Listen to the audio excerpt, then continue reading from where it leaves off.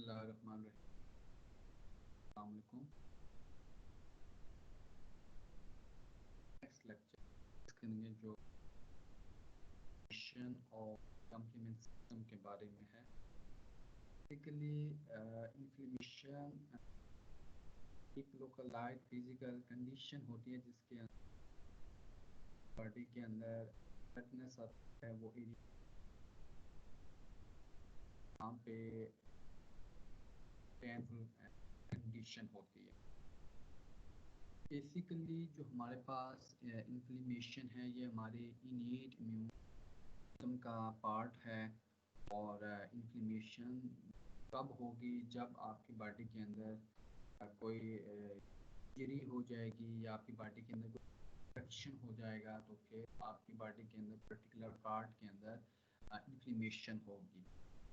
Inflammation का purpose क्या होता है? इन्फ्लेमेशन इसलिए होती है कि सपोज आपकी बॉडी के अंदर पैथोजन चला गया है तो फिर आपकी बॉडी उस एरिया को इमेज करवा देती है और आपके जो पैथोजन आपकी बॉडी के अंदर एंट्री गेन कर चुका है उसको आपकी बॉडी उसको किल कर सके और पैथोजन आपकी बॉडी के अंदर क्या है वो आप स्प्रेड ना हो सके।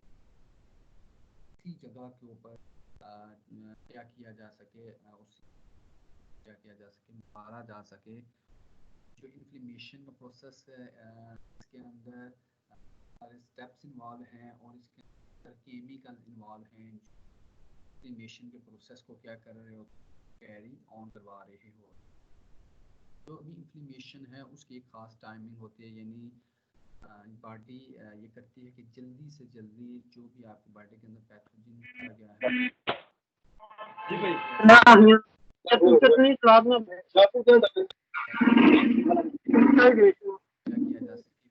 किया जा सके।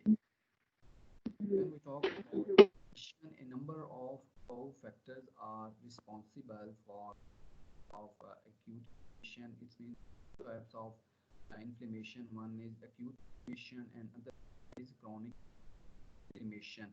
And in acute inflammation, process of inflammation is very rapid, and in case of chronic inflammation, the process of inflammation is very, and this is the reaction of body. Basically, this is the reaction of body to injury such as invasion by infectious agent or exposure to a noxious chemical or physical trauma. Signs of inflammation are redness, heat, swelling, pain, and loss of function. The molecular and cellular events that occur during reaction or vasodilation, increase vascular permeability and cellular infiltration। यानी जो inflammation है वो दो तरह की होती है। एक एक्यूट इन्फ्लेमेशन होती है, एक क्रॉनिक इन्फ्लेमेशन होती है। और जो इन्फ्लेमेशन होगी उसके अंदर जो स्टेप्स होंगे या जो इन्फ्लेमेशन प्रोसेस होगा वो बहुत स्पीडी होगा और बॉडी आपकी जल्दी जल्दी आवर्स के अंदर उस एरिया को क्लियर करने की कोशिश करते हैं। तो ऐसी इन्फ्लेमेशन को हम एक्यूट इन्फ्लेमेशन कहते हैं। और जो दूसरी इन्फ्लेमेशन हम उसको इन्फ्लेमेशन कहते हैं। और क्रॉनिक इन्फ्लेमेशन जो है वो लेकिन क्रॉनिक के अंदर और एक्यूट दोनों के अंदर जो है आपकी रेडनेस होगी, बॉडी के अंदर आपकी हीट इवॉल्व होगी, स्वेलिंग होगी, उसके अंदर आपको पेन होगा और आपके इन्फ्लेमेशन का प्रोसेस बहुत ज़्यादा देर के लिए रहेगा तो उस एरिया उस पार्ट का लॉस ऑफ फंक्शन भी हो सकता है। तो मैंने आपको बताया कि जो इन्फ्लेमेशन है इसमें ये बेसिकली इसमें बॉडी को थोड़ा बहुत नुकसान होता है, लेकिन इसका अल्टीमेट पर्पस क्या है कि जो भी पैथोजन आपकी बॉडी के अंदर चला गया है उसको रिस्ट्रिक्ट किया जा सके, उसके स्प्रेड को रोका जा सके, उनकी वहीं क्या किया जा सके, हील किया जा सके। फिर जो हमारे पास इन्फ्लेमेशन का प्रोसेस है इसके अंदर डिफरेंट स्टेप्स हमारे पास involve generally process of inflammation consists of steps, that is vasodilation, cellular infiltration। vasodilation से मुराद ये है कि जब भी आपकी बॉडी के अंदर इन्फ्लेमेशन होगी तो ब्लड वेसल्स डायलेट होंगी और जब ब्लड वेसल्स डायलेट होंगी तो हम इसको वैसोडाइलेशन कहते हैं। इस तरह वैस्कुलर परमेबिलिटी से मीन ये है कि आपकी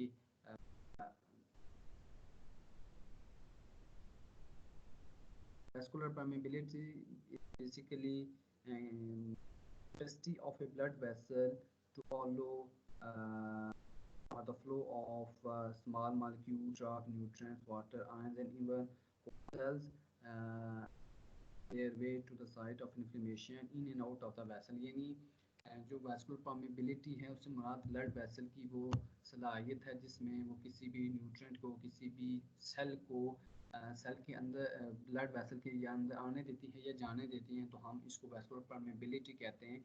और जब इन्फ्लेमेशन का प्रोसेस होगा तो वैस्कुलर परमेबिलिटी इंक्रीज की जाएगी, क्योंकि वहाँ पे आपकी बॉडी का एक इनीट इम्यून सिस्टम काम कर रहा होता है, तो फिर वहाँ पे आपको ज़्यादा से ज़्यादा मॉलिक्यूल्स की, न्यूट्रिएंट्स की, और जो आपको डिफरेंट टाइप ऑफ सेल्स जो इस इन्फ्लेमेशन के प्रोसेस के अंदर इन्वॉल्व होते हैं उनकी ज़रूरत होती है।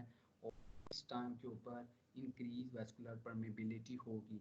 और सेलुलर इन्फिल्ट्रेशन से मुराद ये है कि जब भी आपका इन्फ्लेमेशन का प्रोसेस होगा तो डिफरेंट टाइप ऑफ सेल जो फैगोसाइटिक इन नेचर होंगे और मैनी अदर सेल जो different type of function inflammation के प्रोसेस के अंदर फॉर्म करेंगे, तो वो उस एरिए के अंदर जब पहुंचेंगे तो हम वो बेसिकली अपने ओरिजिन से उस एरिया के अंदर पहुंचेंगे जहाँ पे इन्फ्लेमेशन करवानी है, तो हम इसको सेलुलर इन्फिल्ट्रेशन कहते हैं। यानी सेल्स डिफरेंट लोकेशन से अल्टीमेटली जो हमारा इन्फ्लेमेशन वाला एरिया है वहाँ पे क्या करेंगे, वो मूव करेंगे। And these changes are brought about mainly by chemical mediators which are widely distributed in a sequestered or inactive form throughout body and are activated locally at the site of inflammation.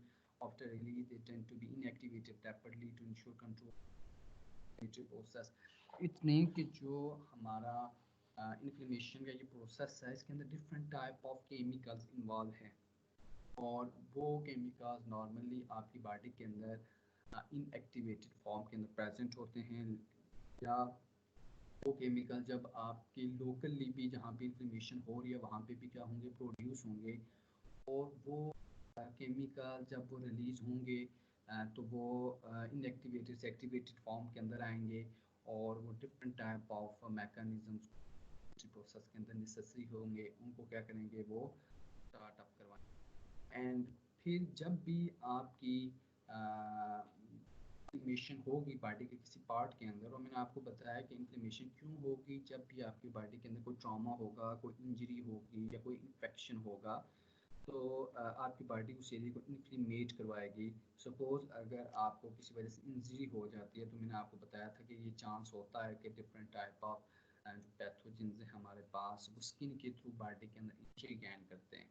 उसकी entry अगर suppose वो entry हमारी skin के हिस्से rupture हो गई, वो आपकी स्किन के अंदर दाखिल हो गए, तो उस एरिया को इन्फ्लेमेट करवाया जाएगा ताकि जो पैथोजन आपकी बॉडी के अंदर आ चुका है उस बॉडी के डिफरेंट और पार्ट्स के अंदर ना जाने दिया जाए। क्योंकि जब पैथोजन आपकी बॉडी के अंदर चला जाएगा तो आपकी बॉडी के अंदर वो डिजीज एस्टेब्लिश करने की कोशिश करेगा। आपको पता है कि जो भी हमारी बॉडी है उसके जो बॉडी के डिफरेंट पार्ट्स हैं उनकी अपनी अपनी अपनी इम्पोर्टेंस है।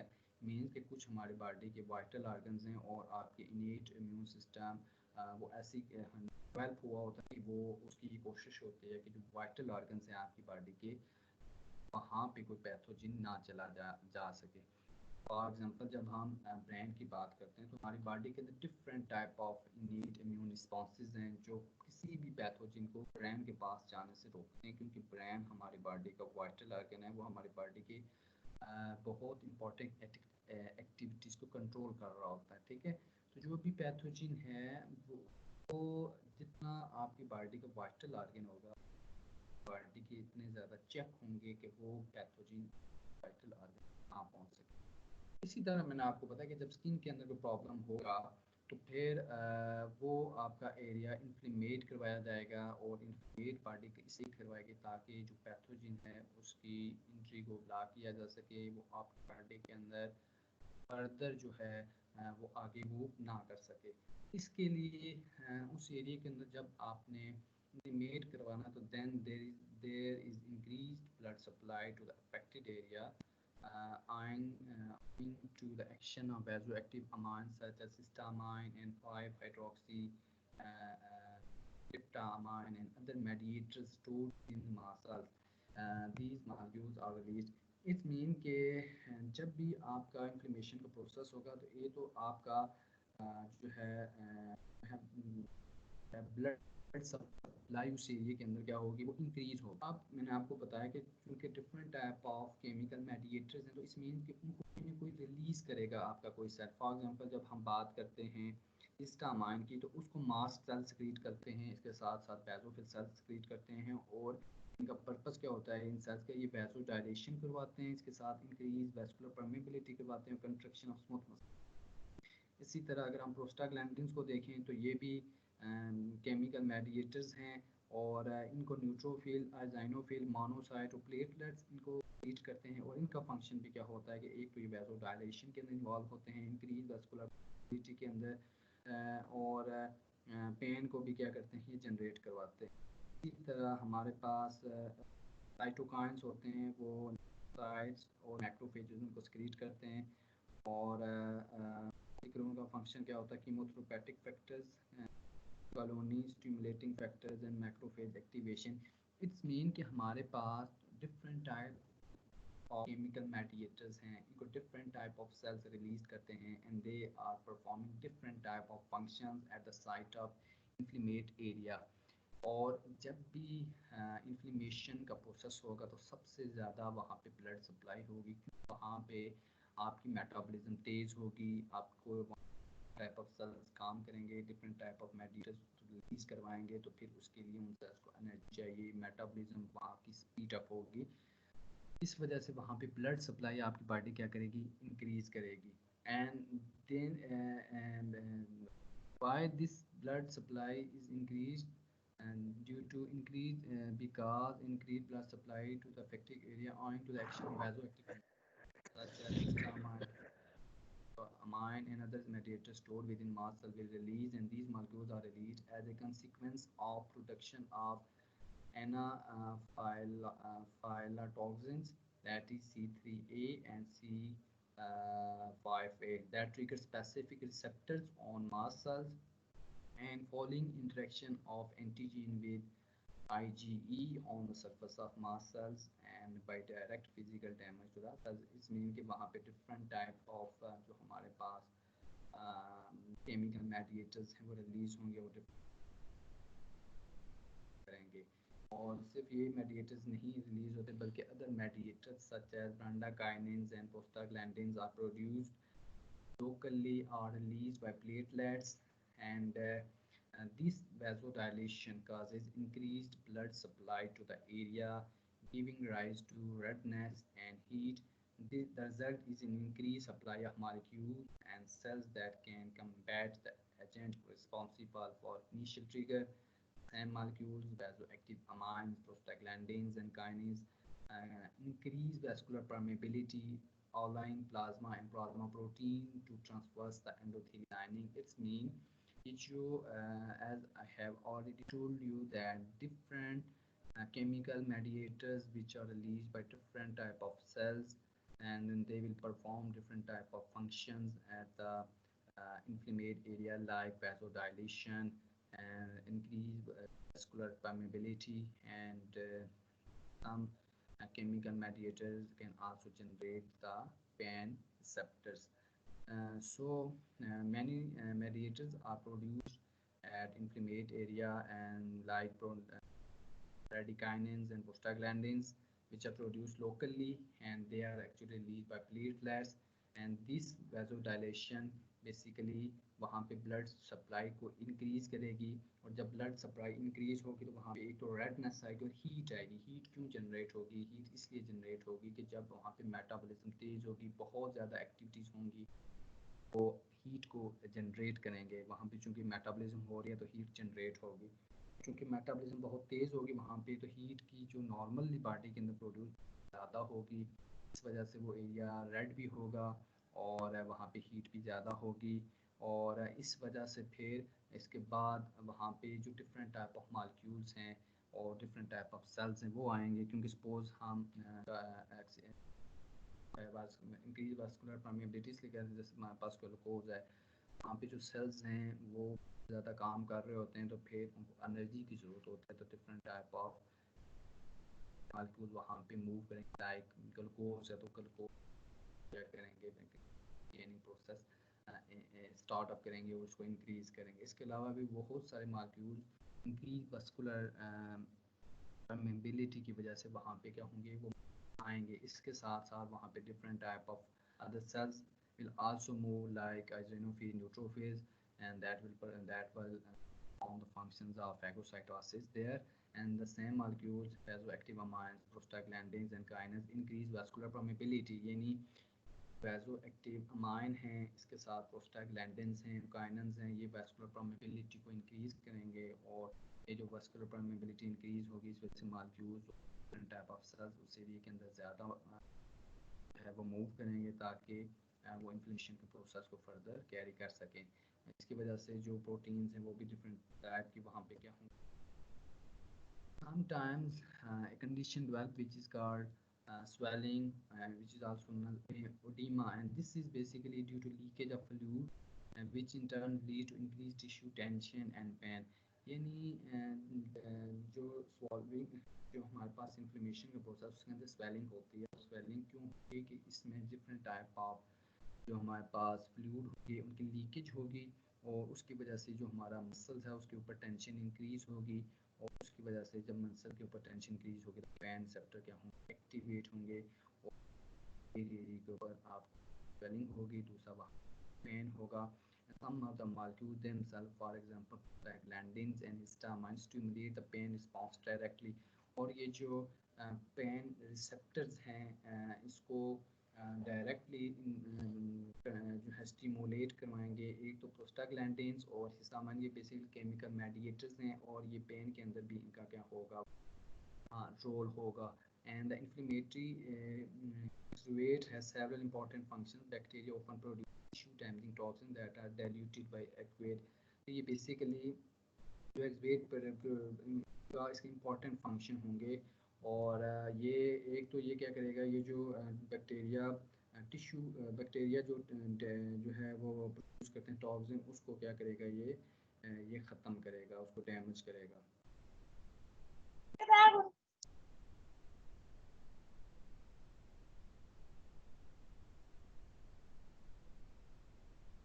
फिर नेक्स्ट स्टेप के अंदर different type of clotting factors वहाँ पे आएंगे। The presence of clotting factors that in the deposition of fibrin creating a physical obstruction to the spread of bacteria.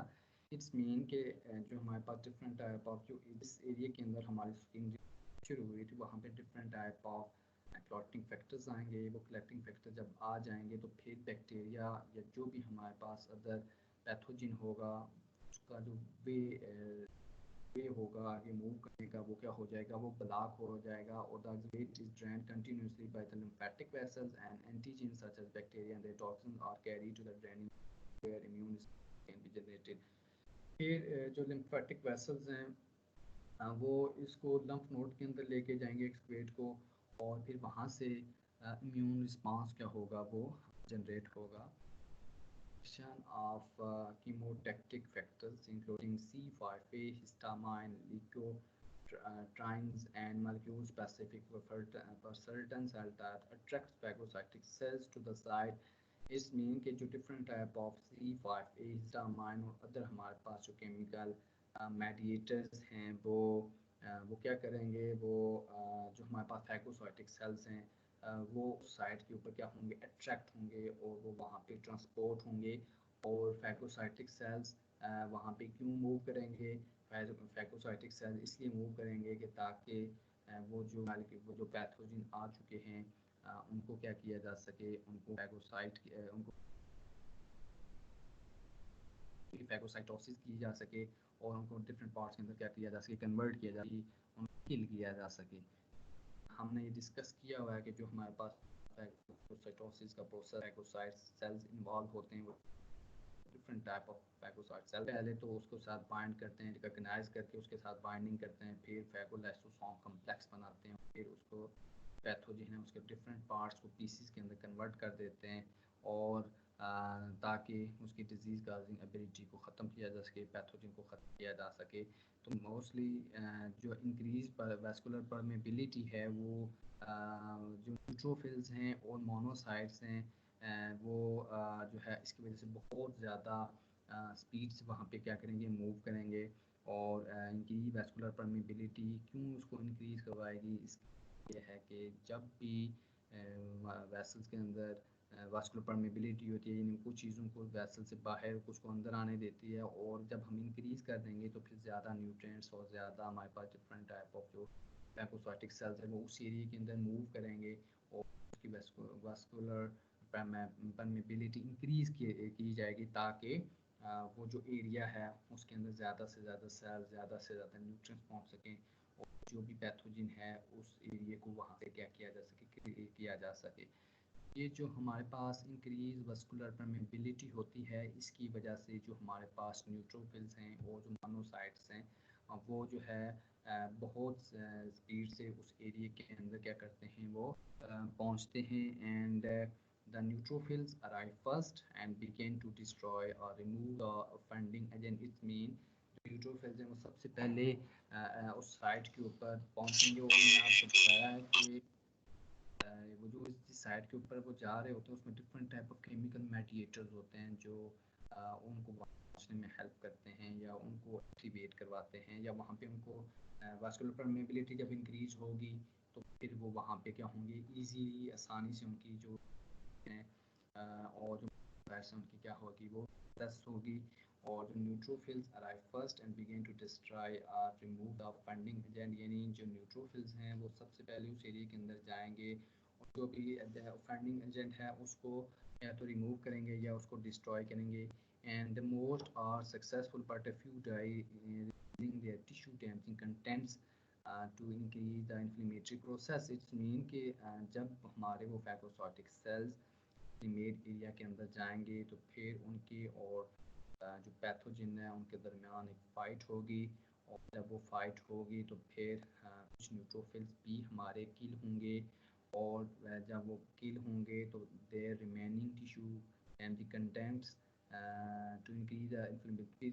जब हमारे डिफरेंट टाइप ऑफ न्यूट्रोफिल जब हमारे neutral sales die होंगे उस pending process के अंदर, उसको किल करने के दौरान, तो फिर हमारा जो इन्फ्लेमेटरी प्रोसेस है वो बहुत ज़्यादा स्पीड अप हो जाएगा, and mononuclear phagocytes arrive on the scene to finish off the removal of the residual debris and stimulate tissue repair. It's mean after that, after the neutrophil, mononuclear phagocytes will arrive on that particular area to remove the residual debris, and after residual debris they will stimulate tissue repair. It's mean कि जो मैंने आपको बताया कि जब भी ये जो प्रोसेस होगा तो इसमें आपकी टिश्यू को भी डैमेज होगा, तो फिर जब वो पैथोजन को आपकी बॉडी डील कर लेगी तो फिर जो है उस एरिया को, उस टिश्यू को जो डैमेज हुआ होता है उसको भी आपकी बॉडी रिपेयर करवाएगी, और उस रिपेयर प्रोसेस के अंदर मोनो फैगोसाइट सेल्स क्या होंगे उस प्रोसेस के अंदर इन्वॉल्व होंगे। When the swelling is severe, there may be loss of function to the affected area. If the offending agent is quickly removed, the tissue will soon be repaired. It's mean कि जब आपकी जो swelling है, अगर pathogen के पास different escaping methods होंगे या वो उसके अंदर वो फाइटिंग एबिलिटी या कैपेबिलिटी ज़्यादा होगी, तो फिर जो इन्फ्लेमेशन का प्रोसेस है वो ज़्यादा लॉन्ग हो जाएगा। और इसकी रीज़न क्या है, उसकी रीज़न ये है कि जो पैथोजन है उसके पास भी डिफरेंट टाइप ऑफ स्ट्रेटजीज होंगी, और वो स्ट्रेटजीज को जब यूज़ करेगा तो फिर वो हमारा इम्यून सिस्टम उसको आसानी से किल नहीं कर पाएगा, न्यूट्रोफिल को फैगोसाइट्स नहीं कर पाएंगे, तो फिर वो हमारा जितना ज़्यादा वो सर्वाइव करेगा उतना हमारा टिश्यू डैमेज भी क्या होगा, ज़्यादा होगा।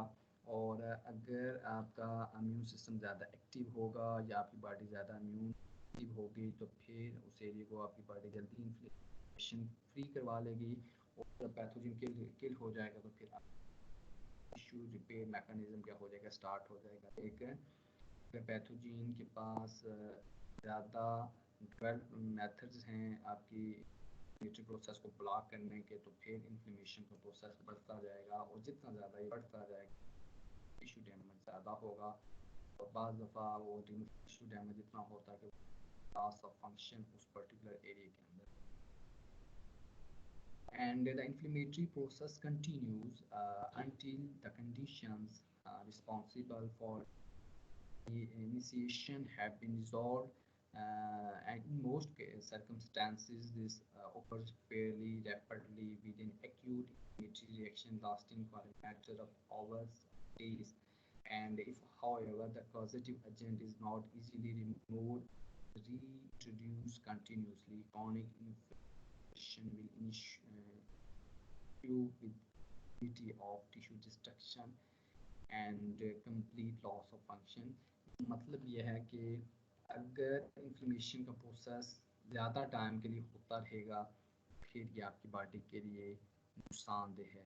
और बॉडी के लिए नुकसानदेह क्यों है? क्योंकि अगर पैथोजन आपकी बॉडी से नहीं निकलेगा, वो स्प्रेड फर्दर करेगा, तो वो जो इन्फ्लेमेशन है वो ज़्यादा एरिया के अंदर होती रहेगी, वो आपको डैमेज करती जाएगी, टिश्यू डैमेज करती जाएगी। जनरली अगर आपकी इन्फ्लेमेशन प्रोसेस अफेक्टिव हो, तो जो आपकी इन्फ्लेमेशन होगी वो आपकी एक्यूट इन्फ्लेमेशन होगी, और उसके जो सिम्टम्स होंगे वो भी क्या होंगे, जल्दी जल्दी आपकी बॉडी क्लियर होंगे, और जनरली वो कुछ आवर्स के अंदर या कुछ डेज तक वो आपकी एक्यूट इन्फ्लेमेशन आपके उस एरिया को रिस्टोर करवा लेती है, और उसके बाद आपकी बॉडी के अंदर टिश्यू रिपेयर मैकेनिज्म स्टार्ट हो जाते हैं।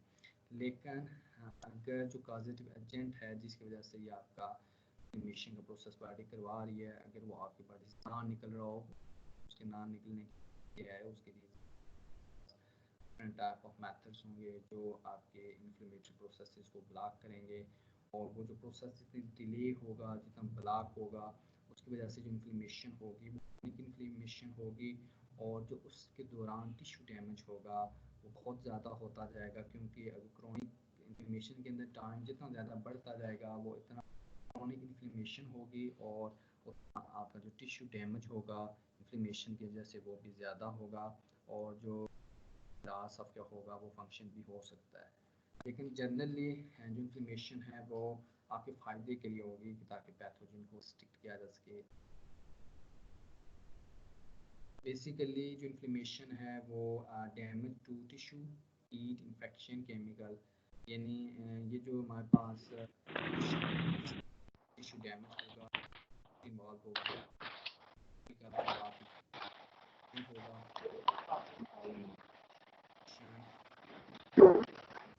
swelling, redness एंड जब भी आपको इन्फ्लेमेशन का प्रोसेस होगा, तब आपकी बॉडी के उस पार्ट के अंदर बहुत ज़्यादा हीट इवॉल्व होगी, वो पार्ट आपका स्वेल हो जाएगा, वो पार्ट आपका रेडनेस उसके अंदर आ जाएगी, उस पार्ट के अंदर आपकी पेन बहुत ज़्यादा होगा। और अगर आपके ये जो इन्फ्लेमेशन प्रोसेस है इसको कंट्रोल ना किया जाए तो लॉस ऑफ फंक्शन भी हो सकता है, लेकिन जनरली ऐसा नहीं होता, जब आपके बॉडी उस पैथोजन को क्लियर कर लेती है। फिर मैंने आपको बताया कि ये जो हमारे पास इन्फ्लेमेशन है इसके दो स्टेप्स हैं, और एक को हम एक्यूट इन्फ्लेमेशन कहते हैं, और सेकंड इन्फ्लेमेशन को हम क्रोनिक इन्फ्लेमेशन कहते हैं। और जो एक्यूट इन्फ्लेमेशन है वो एक तो इंटेंस है, और इसमें जो इन्फेक्टिंग एजेंट है उसको आपकी बॉडी शॉर्ट टाइम के अंदर क्या कर देती है, रिमूव कर देगी। फॉर एग्जांपल जब स्टेफ्लोकोकस ऑरियस आपकी बॉडी के अंदर जाता है present as muscle, and when your immune system is impaired, or it is or skin is damaged due to any injury or trauma, then it can entry in your skin, then body show the acute inflammation process in which it is started and killed in a very short period of time.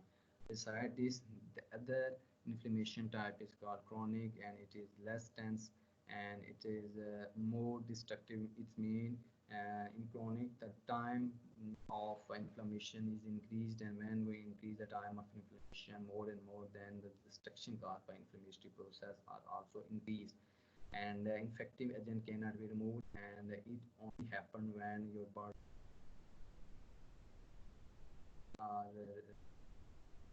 is unable to um, free your body from pathogen, and it is mostly occur in case of TB lesion in lungs. इसमें TB के process के अंदर, क्योंकि जो TB है उसको phagocytes आपके जो है किल नहीं कर सकते, और वो भी आपके जो लंग्स हैं उनके इन्फेक्शन का प्रोसेस है वो इंक्रीज करवाता है। और TB क्यों क्रॉनिक इन्फ्लेमेशन काज करवाता है, इसकी रीज़न ये है कि जब भी आपको TB होगी तो उसके TB के सेल्स होते हैं वो बेसिकली आपके इम्यून सिस्टम को टारगेट करते हैं, और जो फैगोसाइटिक सेल्स हैं इंगल्फ नहीं कर पाते और किल भी नहीं कर पाते, और उसकी रीज़न TB के सेल्स हैं वो फैगोलाइसोसोम कॉम्प्लेक्स को ब्लॉक कर देते हैं, और जब फैगोलाइसोसोम कॉम्प्लेक्स ब्लॉक होगा तो ये आपके जो फैगोसाइटिक सेल्स हैं उनको ब्रेक करके वो आपकी बॉडी बाहर आ जाते हैं, और फिर ये फर्दर आपके अंदर इन्फेक्शन क्रॉनिक आपके अंदर इन्फ्लेमेशन काज करवाते हैं। तो ये जो इन्फ्लेमेशन है इसके अंदर एक्यूट और क्रॉनिक का ताल्लुक आपकी बॉडी के रिस्पॉन्स से है। अगर आपकी इन्फ्लेमेटरी प्रोसेस एक्यूट है तो इसका मतलब है कि वो एक्टिवली पैथोजन को बॉडी से रिमूव कर रही है, और जो सिम्टम्स होंगे वो भी स्वीट होंगे। लेकिन जब क्रॉनिक होगी उसके अंदर जो सिम्टम का टाइम होगा वो डिले होगा, लेकिन जो डिस्ट्रक्शन होगी वो ज़्यादा डिस्ट्रक्शन होगी as compare to acute, because जो क्रॉनिक आपकी इन्फ्लेमेशन होगी उसको ठीक करने में आपकी बॉडी को टाइम ज़्यादा लगेगा।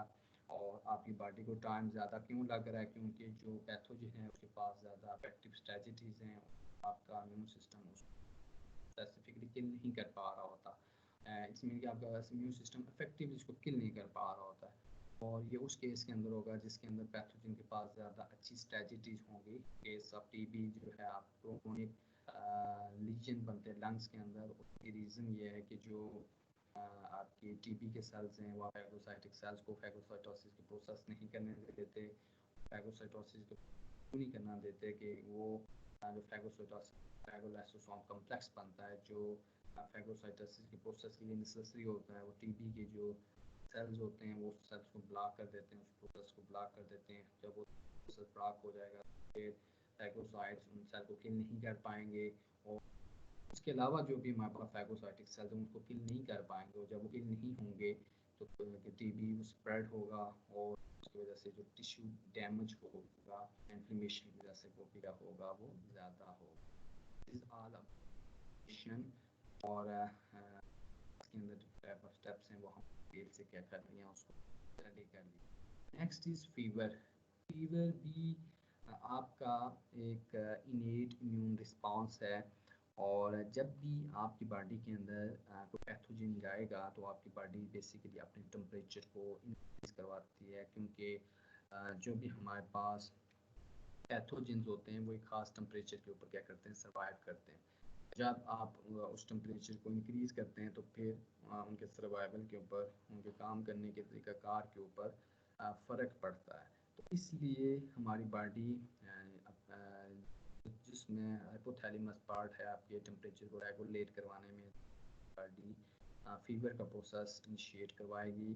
फीवर आपकी बॉडी का एक डिफेंस मैकेनिज्म है, इनेट इम्यून सिस्टम का ये पार्ट है, ताकि जो पैथोजन क्या है उसकी उसको क्या किया जा सके, वीक किया जा सके या उसको कंट्रोल किया जा सके। और जो फीवर होता है basically it intensifies the effect of antiviral interferons, in interferon के इफेक्ट को ये स्पीड अप करता है, and it increase the production of transparence, and that transparent proteins are involved decrease the iron that is freely present in the body। तो transparent proteins को क्या करेंगे ये ज़्यादा उसकी प्रोडक्शन करवाएंगे। ट्रांसपेरेंट जितनी ज़्यादा प्रोड्यूस होगी उसकी वजह से ट्रांसपेरेंट आयरन के साथ फ्री आयरन के साथ बाइंड करेगी, और जब वो ट्रांसपेरेंट फ्री आयरन के साथ बाइंड करेगी तो जो बैक्टीरिया हैं जो माइक्रोब हैं उनको जो है फ्री आयरन नहीं मिलेगी, और फ्री आयरन उनकी के लिए ज़रूरी है, तो इस वजह से उनकी जो है वो क्या हो जाएगी, या जो उनका ग्रोथ का प्रोसेस होगा वो अफेक्ट होगा। Third benefit of fever is that it increase speed of tissue repair। It's mean कि ये जो भी आपकी बॉडी के अंदर कोई टिश्यू डैमेज हो रहा है पैथोजन की वजह से, तो उसकी जो रिपेयर मैकेनिज्म है, ये हर जो इंडिविजुअल है उसको जब कोई डैमेज होगा तो उसके अंदर डिफरेंट टाइप ऑफ मेथड्स हैं जो उस टिश्यू डैमेज को रिड्यूस करते हैं, उसको टिश्यू डैमेज को रिपेयर करते हैं।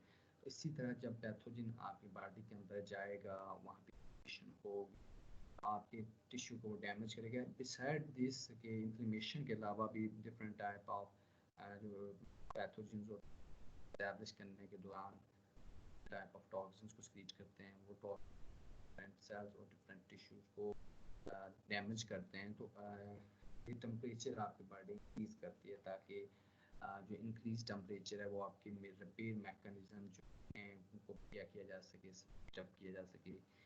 Benefit of fever is that it speed of all of the body reaction। इसमें जो बॉडी का रिएक्शन है, जो रिस्पॉन्स है, वो भी फीवर की वजह से क्या हो जाता है, इंक्रीज हो जाता है। बेसिकली जो फीवर होता है ये एक लॉन्ग ड्यूरेशन के लिए नहीं होता, बेसिकली ये शॉर्ट टाइम पीरियड के लिए होगा। और अगर आप फीवर बहुत ज़्यादा टाइम के लिए आपकी बॉडी के अंदर different complications including increased metabolic effects like tachycardia, in which rapid heart rate will occur, and rapid heart rate जो है वो आप हार्ट को क्या करेगा, डैमेज करेगा। and it will also cause acidosis, increase acidity of blood and tissue, and also cause seizures, and it may if it continue for long period of time, it may coma।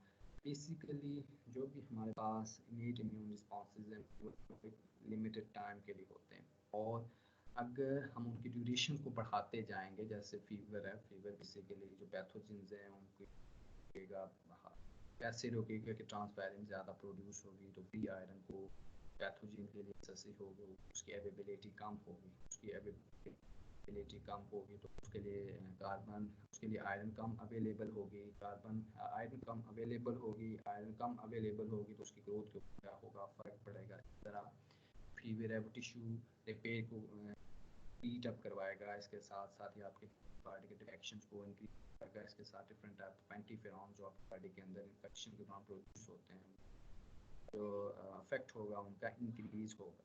लेकिन जब आप fever को ज़्यादा time के लिए करेंगे तो ये आपके हार्ट रेट को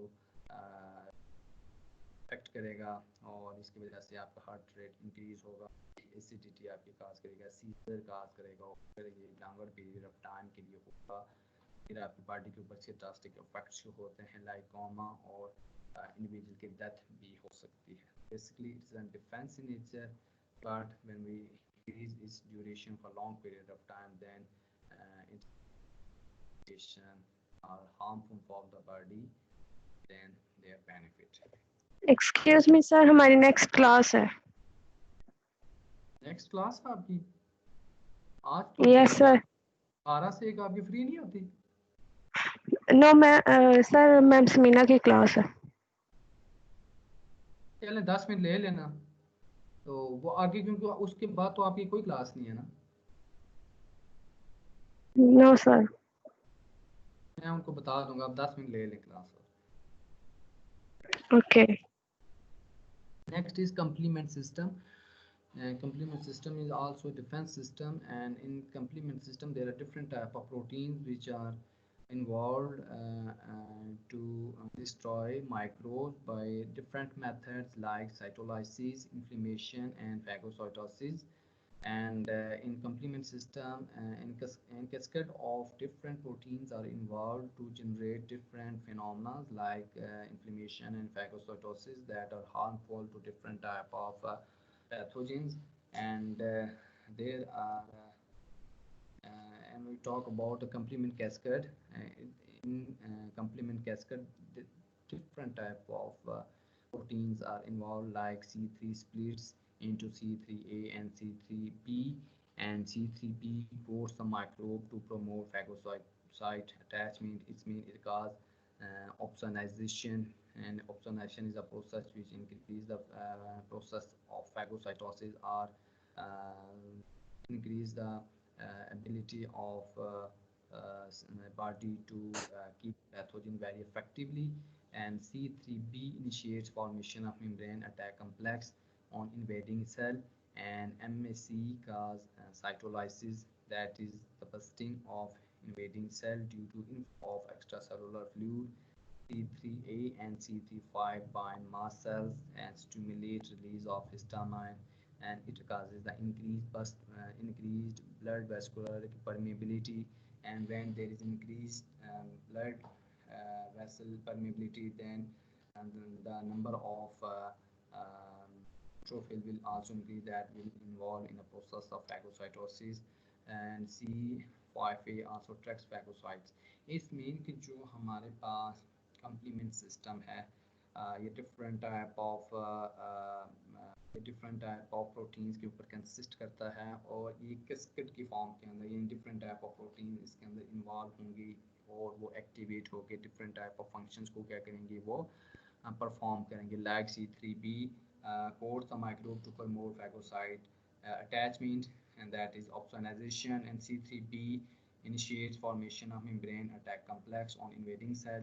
Like that, C3A and C5A bind mast cells, and they will stimulate the release of histamine, and that histamine will increase the blood vascular permeability. And when there is increased blood vascular permeability, then there is more opportunity for phagocyte cells to reach that particular area and form the process of phagocytosis. And C5A also tracks phagocyte cells to that particular area to kill pathogen at particular. And there are two methods which are involved in complement activation. One of them is called classical pathway, and other one is called alternative pathway. And in classical pathway, antibodies bind antigens, and they form antigen antibody complex, and that activates C1 protein. Here antigen will bind with antibody, and they will activate C1 protein. And when C1 protein C1 protein splits into C2 and C4, and that C2 and C4 splits into C2A, C2B, C4A, and C4B.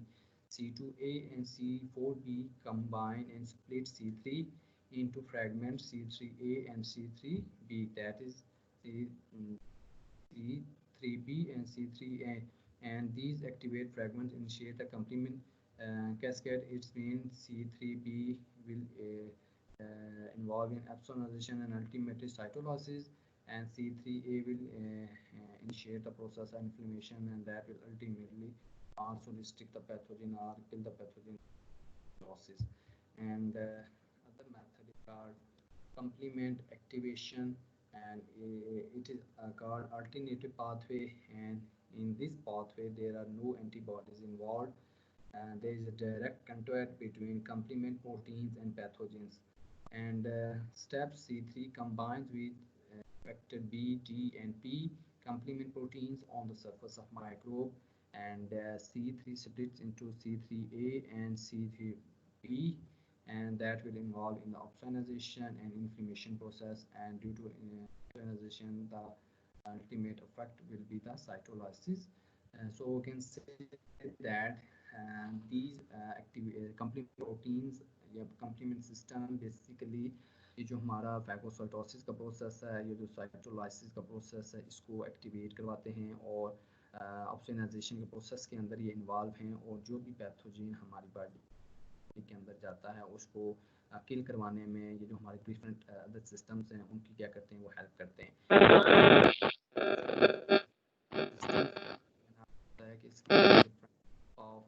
Proteins involve हैं, और वो different type of proteins एक cascade के अंदर काम करती हैं. एक एक्टिवेट होती है वो दूसरी को एक्टिवेट करवाती है, दूसरी एक्टिवेट होती है वो तीसरी को एक्टिवेट करवाती है.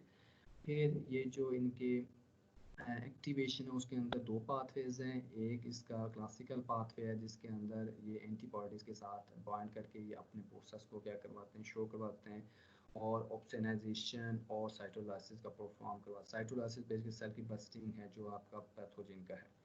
इसी तरह जो इसका अदर सिस्टम है हम उसको अल्टरनेटिव पाथवे कहते हैं, और अल्टरनेटिव पाथवे के अंदर एंटीबॉडीज़ का रोल नहीं होता, और इसके अंदर जो आपकी लिपिड कार्बोहाइड्रेट कम्प्लेक्स है उसके साथ आपके ये जो कम्प्लीमेंट प्रोटीन्स हैं ये क्या करती हैं, ये बाइंड करती हैं, और जब ये बाइंड करती हैं तो ये C3 प्रोटीन को एक्टिवेट करवाती हैं, और जब C3 प्रोटीन एक्टिवेट होती है तो ये C3 बी के अंदर और C3 ए के अंदर क्या होगी, वो स्प्लिट होगी, और जो C3 ए है वो इन्फ्लेमेशन का प्रोसेस करवाएगा। और आपको पता है कि अगर इन्फ्लेमेशन का प्रोसेस होगा तो अल्टीमेटली जो पैथोजन है वो क्या होंगे, वो इन्फ्लेमेशन के प्रोसेस के थ्रू ख़त्म होंगे।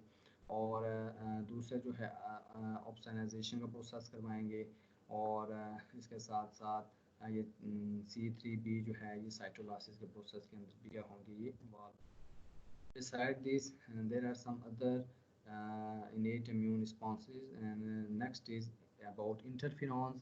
And what are interferons? Interferons are basically class of cytokines produced by certain animal cells after viral stimulation and interfere with viral multiplication। यानी जब आपके सेल के अंदर, चूँकि वायरस जो होते हैं वो इंट्रासेलुलर होते हैं, जब आपके सेल के अंदर ये रेप्लिकेट करते हैं तो जो आपका डैमेजिंग सेल है वो डिफरेंट टाइप ऑफ साइटोकान्स को प्रोड्यूस करता है, और ये जो इंटरफेरॉन है ये जो वायरल की मल्टीप्लिकेशन है इसको क्या करते हैं, ये स्टॉप करते हैं। और ये जो हम इंटरफेरॉन की बात करते हैं तो there are three types of interferon in human, one and two, और alpha and beta interferon, and they are basically produced by infective host to induce antiviral protein senses enabling cells that, for example,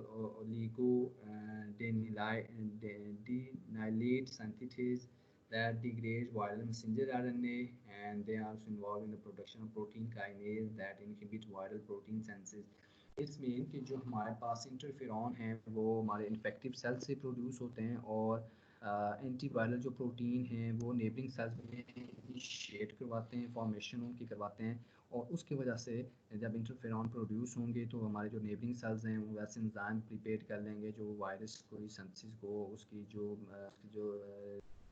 process है उसकी growth के उसको start करें। For example जो alpha और beta है ये ओलिगो एडिनिलाइलेट सिंथेटेज एंजाइम सिंथेसिस से करवाते हैं, और ये जो है डिग्रेड करते हैं वायरल मैसेंजर आरएनए को। इसी तरह एक और जो प्रोटीन काइनेज है वो इनहिबिट करती है वायरल प्रोटीन सिंथेसिस। तो आपको पता है कि जो भी हमारे पास जो हमारे पास वायरसेस होते हैं या तो वो डीएनए के बने होते हैं या आरएनए के बने होते हैं। मोस्टली जो वायरसेस वो आरएनए के होते हैं, उनके बाद प्रोटीन का एक कोड होता है जिसको हम कैप्सिड कहते हैं। ज़ाहिर बात है जब वो ग्रोथ करेंगे तो फिर उनको ये सारे एलिमेंट्स चाहिए, उनको मैसेंजर आरएनए चाहिए, उनको प्रोटीन चाहिए ताकि वो अपने स्ट्रक्चरल कंपोनेंट्स को क्या कर सके, कंप्लीट कर सके। तो जब आपके ये ये आपके इंटरफेरॉन प्रोड्यूस होंगे तो ये different type of enzymes production करवाएंगे, और वो जो आपके वायरल कंपोनेंट्स हैं उनकी सिंथेसिस को ब्लॉक होगी, और अगर वो उनकी सिंथेसिस ब्लॉक होगी तो फिर वायरल की मल्टीप्लिकेशन के ऊपर इसका क्या होगा, वो इम्पैक्ट होगा। And third one is called gamma interferon, and they are basically produced by lymphocytes. They induce neutrophils and macrophages to kill invaders, suppresses tumor cell proliferation। यानी जो थर्ड टाइप के इंटरफेरॉन्स ह्यूमंस के अंदर होते हैं हम उनको गैमा इंटरफेरॉन कहते हैं, और ये बेसिकली लिम्फोसाइट्स इनको प्रोड्यूस करते हैं, और ये जो न्यूट्रोफिल्स हैं और मैक्रोफेजेस हैं ये जो है जो फॉरेन इन्वेडर होता है उसको किल करते हैं, और ट्यूमर सेल प्रोलिफरेशन को क्या करते हैं, ये सप्रेस करते हैं।